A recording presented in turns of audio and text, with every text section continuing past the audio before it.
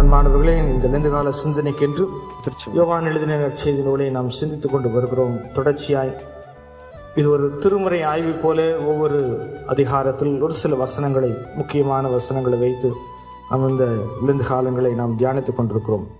இந்த நாளிலே நாம் வாசிக்க கேட்டப்பட்ட பகுதியிலே கடவுளுடைய வெளிப்பாடை, அங்கீகாரத்தை பார்க்க முடியும். இங்கு கடவுள் தன்னுடைய சீடர்களை தன்னுடைய திருப்பணிக்காக தெரிவு செய்து கொண்டிருக்கக்கூடிய இந்த சூழல், அதில் மீனவர்கள் என்பவர்கள் அந்த நாட்களிலே மிகவும் புறையோடி கொடுக்கிற மக்கள் மத்தியிலே, குறிப்பாக சமுதாயத்தில் அவர்களுக்கான அங்கீகாரம் கிடையாது. கடைநிலையில் தான் அவர்களை என்றும் பார்த்து கொண்டிருந்தார்கள்.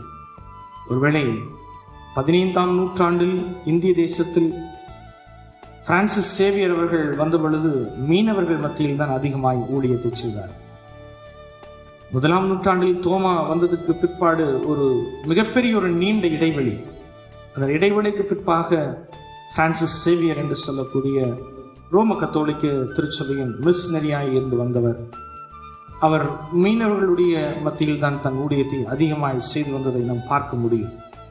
இன்று வரைக்கும் கடலோர மாவட்டங்களில் கிறிஸ்தவர்கள் அதிகமாக இருப்பதற்கு ஒரு காரணம், பயணங்கள் மேற்கொண்டு தங்கள் பயணத்தை வந்து சென்றடைவதற்கு அந்த கடற்கரையோரத்தில் அந்த மக்களை சந்திப்பது வழக்கமாக இருந்தது. ஆனால் இன்று வரைக்கும் கிறிஸ்தவத்தினுடைய அடிச்சுவடுகள் அல்லது கிறிஸ்துவை பின்பற்றுகிற மக்கள் அதிகமாக இருக்கக்கூடிய பகுதிகள் கோஸ்டல் ஏரியா என்று சொல்வார்கள். இதற்கு ஆதாரம் இங்கிருந்து தான் தொடங்கி இருக்கும் என்றோ நினைக்கின்றோம். இப்படி பார்க்கின்ற பொழுது இங்கு அங்கீகாரம் இல்லாத மக்களுக்கு அங்கீகாரத்தை தருகிறார். அங்கீகாரம் இல்லாத மக்களுக்கு அங்கீகாரத்தை தருகிறார். சமுதாயத்தில் நேற்று சொன்னேன், அவர்களால் எந்த நிலையிலும் அவர்களுக்கு நீதிமன்றத்திலும் சரி, மனிதர்களாய் அப்படிப்பட்ட மக்களுக்கு அங்கீகாரத்தை கொடுக்கக்கூடியவராய் மாறுகிறார் என்று சொல்லி நாம் பார்க்க முடியும். பொதுவாக இதை சொல்லுகிறார்கள், இது டிவைன் ஆத்தரைஸ்ட், தெய்வீக அங்கீகாரத்தை அவர்களுக்கு தருகிறார்.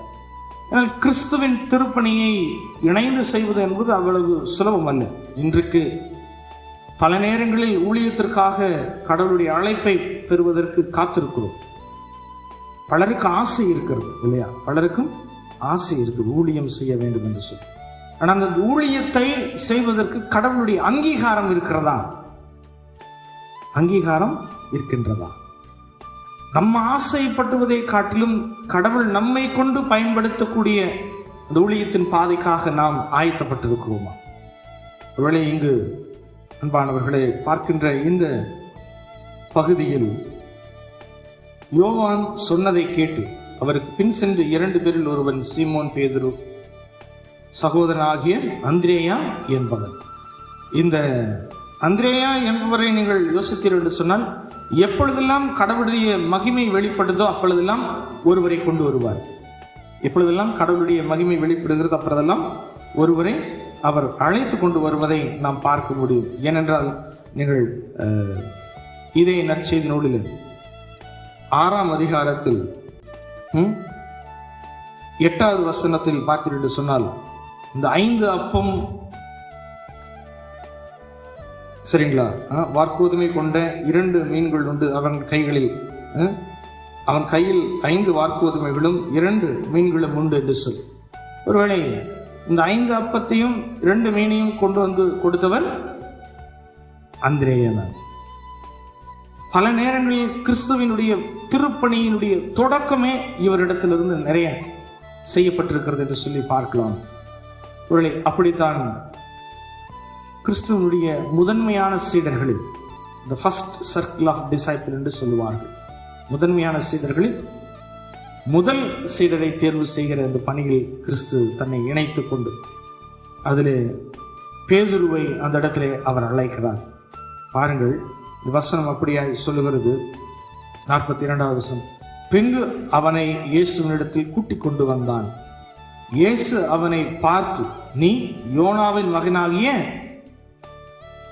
ஒருத்தர் பார்த்தோன்னு நம்ம சொல்லுவோம் இல்லையா, நீ இன்னாருடைய மகன். இதற்கு முன்பதாய் வரைக்கும் அவரை பார்த்ததே இல்லை. முதல் முறையாக கிறிஸ்துவனிடத்தில் அழைத்து கொண்டு வருகிறார். அந்திரேயா தன்னுடைய சகோதரனை பார்த்த முதல் அந்த தருணத்திலேயே அவர் சொல்லுகிறார், யோனாவின் மகன் என்று அழை. இவர்களுக்கு ஒரே ஆச்சரியம். தன் பெயரை, தன் தந்தையினுடைய பெயரை, குடும்பத்தை பற்றி அறிந்திருக்கிறார் என்று ஒரு ஆச்சரியம். ஏன் இதை கிறிஸ்து வெளிப்படுத்த வேண்டும் என்று சொல்லுகிற பொழுது, இந்த கேவா என்ற பெயர் சொல்லுவதற்கு நமக்கு தெரியும், பாறை, பெட்ரோஸ் என்று கிரேக்கத்திலே சொல்லுகிறார்கள். இதில் இந்த பாறை என்பதற்கான மீனிங் என்ன என்று சொன்னால், டு ஹியர், ஆங்கிலத்தில் டு ஹியர், கேளு, நான் சொல்வதை கேளு. ஏனென்றால் பேதுரு அந்த நாட்களிலே மன உறுதியற்றவனாயும் மனம் மாறுகிறவனாயும் காணப்பட்டார். எப்படிங்க? மன உறுதியற்றவராயும் மன மாறுகிறவராயும் காணப்பட்டார். யோவான் எழுதின நற்செய்தி நூலிலே நீங்கள் பார்த்தீர்கள் என்று சொன்னால்,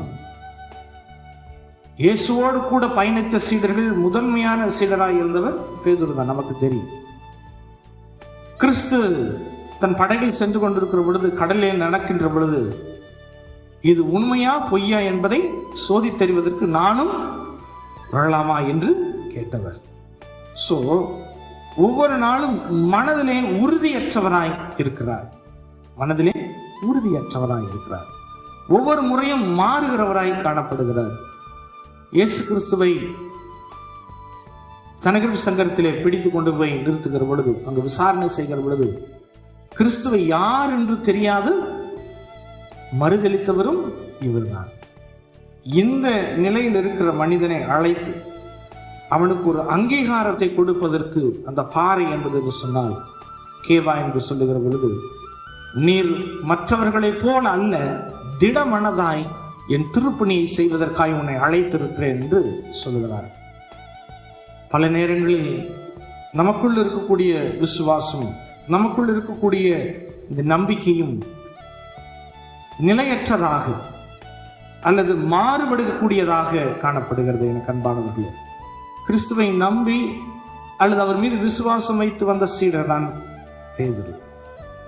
ஆனாலும் உலக வாழ்க்கையில் சிக்குண்டு கிடக்கிற பல நிலைகளிலே, போராட்டங்களில் சிக்குண்டு போகிற பொழுது தன்னுடைய நிலையை மறக்கிறார், தன்னுடைய சூழலை மறக்கிறார்.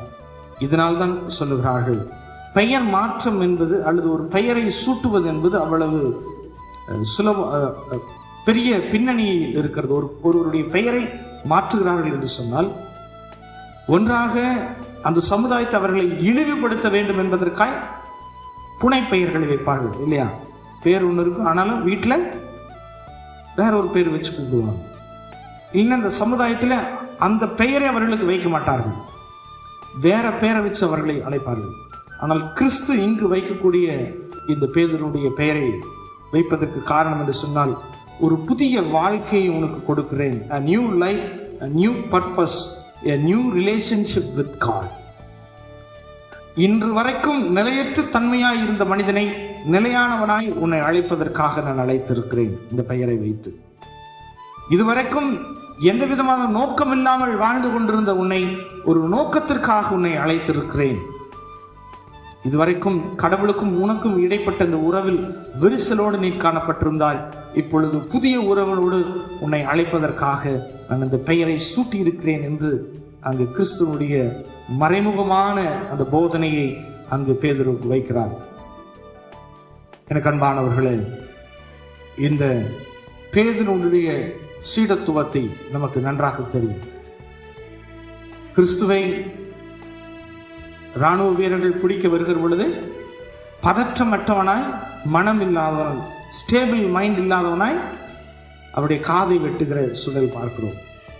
இறையியலாளர்கள் சொல்லுகிறார்கள், கிறிஸ்து மரித்து உயிர்த்தெழுந்த பிற்பாடு அவனுக்குள் இருந்த கிறிஸ்து அழைத்த அந்த அழைப்பை அவன் அன்று பெற்றுக்கொள்ளுகிறான். அதற்கு பிற்பாடு அவன் மிக உறுதியாய் தன்னுடைய ஆண்டவருக்காக அவர் பணி செய்கிறார். நாம் வாசிக்கலாம் பல வசனங்களில். வழியோரத்தில் நடந்து செல்லுகிற பொழுதே, அவனுடைய மேல் வஸ்திரம் தொடுகிற பொழுதே அநேகர் சுகமானார்கள் என்று சொல்லி நாம் வாசிப்போம்.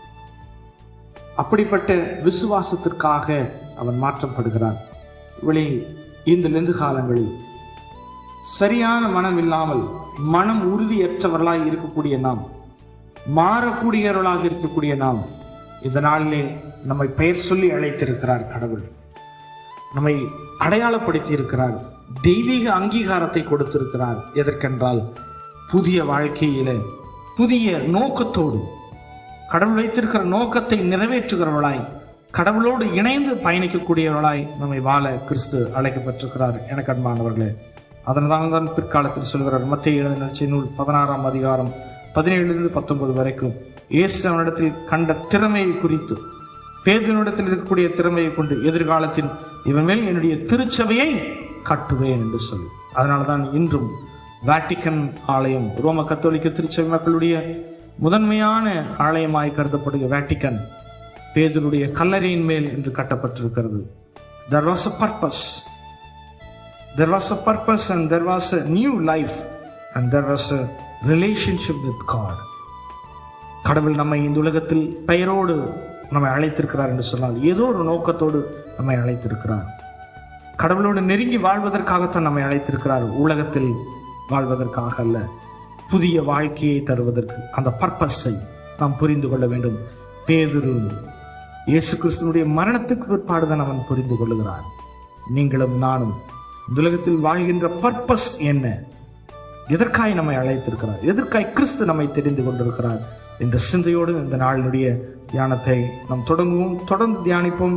கடவுள் தாமே இந்த திருமொழிகளை நமக்கு ஆசீர்வாதமாய் மாற்றி தருவாராக. ஆமென்.